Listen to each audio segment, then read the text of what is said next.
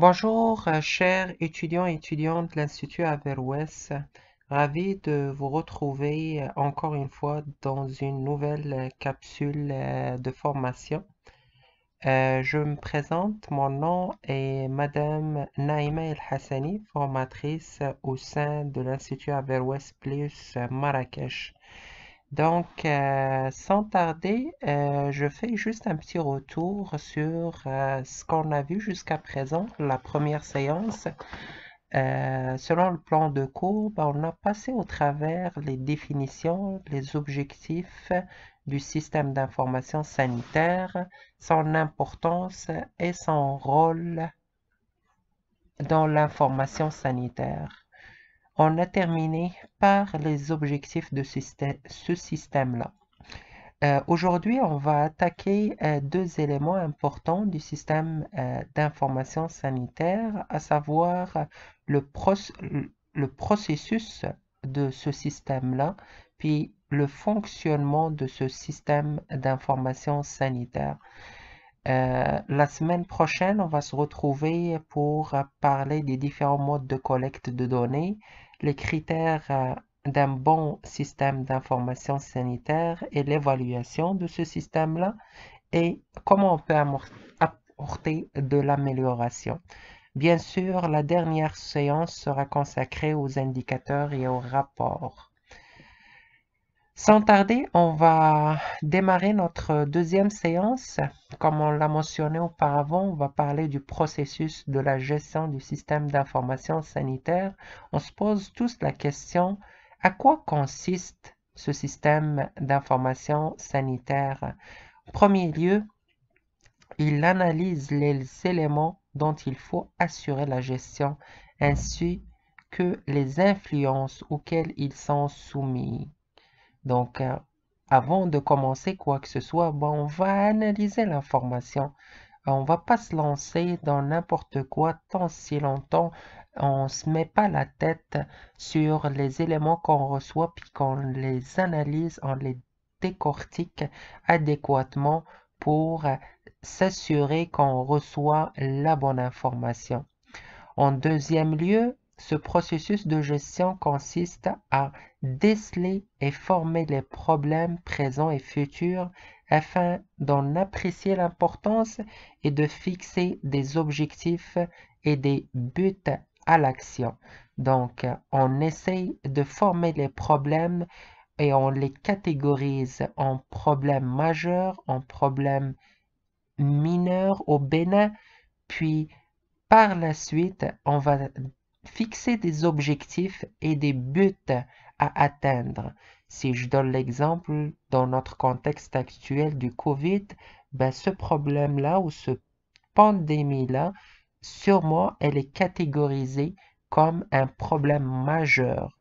Et tout de suite, à partir de ce moment-là, on dit que les objectifs reliés à ce problème-là de pandémie, c'est l'élimination de ce fléau-là pour que la santé, la santé de la population n'ait plus à risquer quoi que ce soit à ce niveau-là.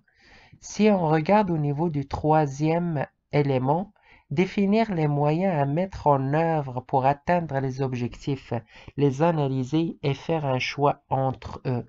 Donc, on, on priorise et on détermine quels sont les moyens et les façons de faire nécessaires pour aller chercher un objectif quelconque.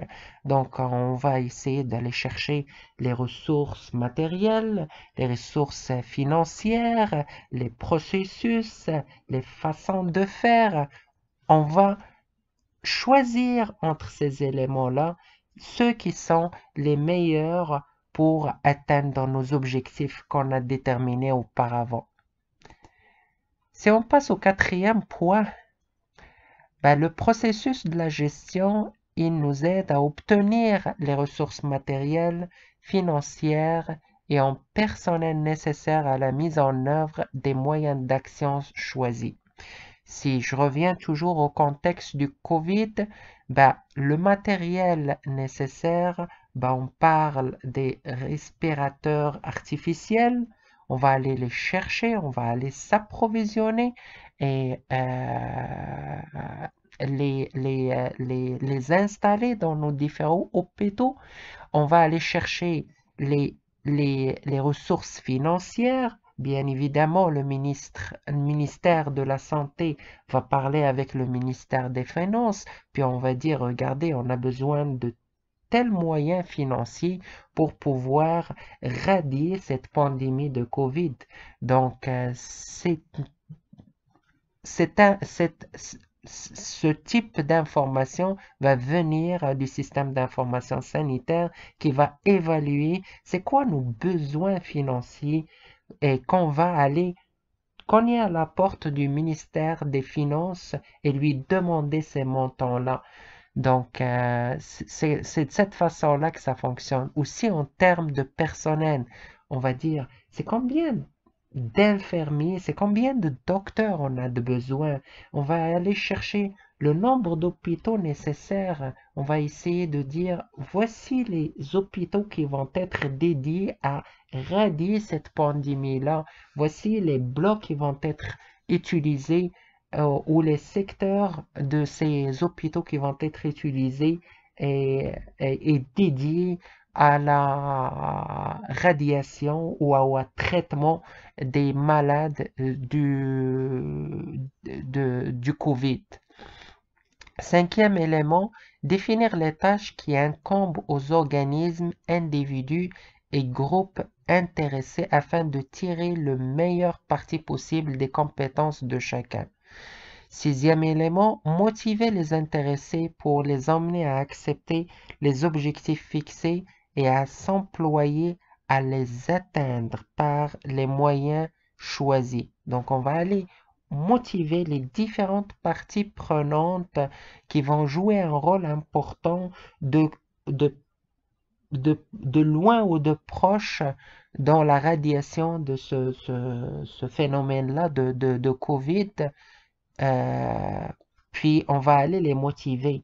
Ça peut être par de la publicité, ça peut être avec d'autres moyens, mais on va essayer d'aller les shaker pour qu'ils puissent nous aider et qu'ils soient motivés tant que possible pour rester concentrés sur ce phénomène-là puis nous aider à le radier. Comme septième élément, exercer les fonctions de surveillance, de contrôle et d'évaluation afin d'adapter les moyens mis en œuvre en fonction des résultats observés.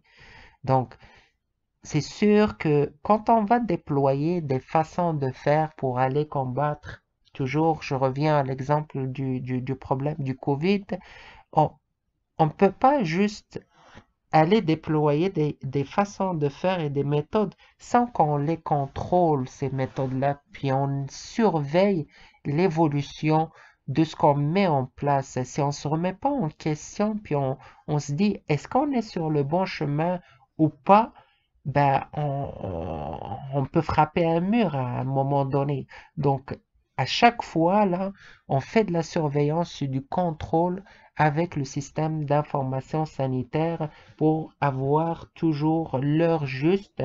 Puis s'il y a un quelconque aiguillage ou euh, euh, modification de nos processus, ben on va pouvoir le savoir, puis on va rediriger ou plutôt mettre en place les actions nécessaires pour ajuster le tir. Puis bien évidemment, le système d'information sanitaire, c'est lui qui collecte toute cette information puis qui la met entre les mains du ministère de la Santé. Puis par la suite, ils prennent les bonnes décisions pour corriger la situation si le besoin le nécessite.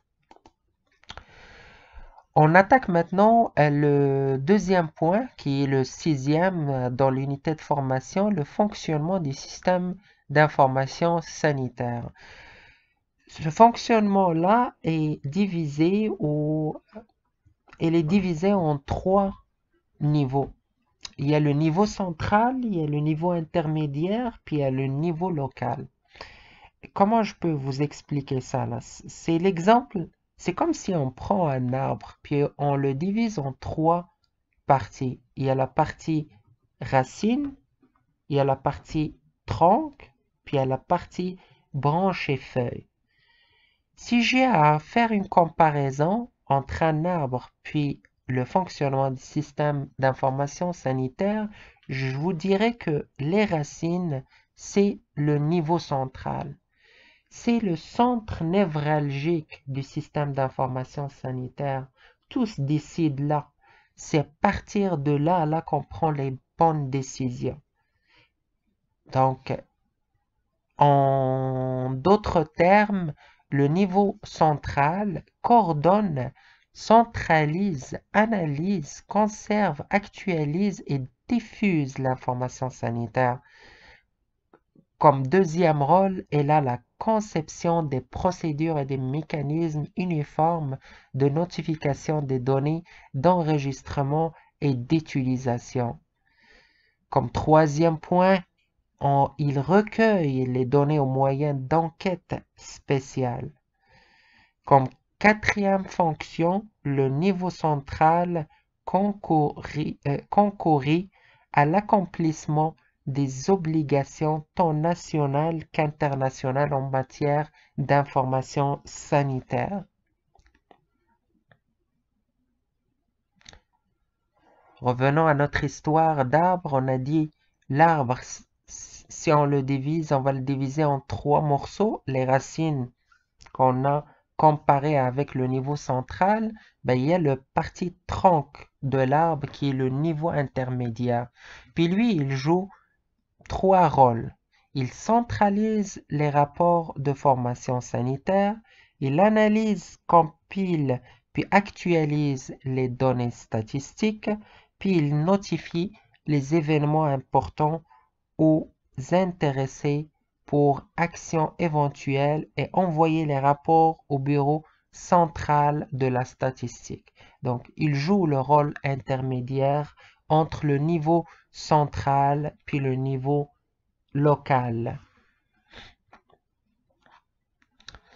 Si on passe au niveau local, c'est le dernier niveau, puis si on le compare toujours avec l'arbre qu'on a cité au tout début, c'est les branches de l'arbre. C'est le niveau où on recueille toute l'information. C'est là où on part chercher toute l'information nécessaire à partir des hôpitaux, puis à partir de toutes les organisations qui travaillent avec le système d'information sanitaire. C'est de là qu'on part chercher et collecter toute l'information nécessaire pour la faire monter dans le niveau intermédiaire, puis aller jusqu'au niveau central pour prendre les bonnes décisions. Donc, voilà tout ce que je voulais partager avec vous aujourd'hui. On va se retrouver la semaine prochaine pour attaquer la troisième partie. Euh, je vous souhaite une bonne journée, puis j'espère vous revoir tous et toutes la semaine prochaine.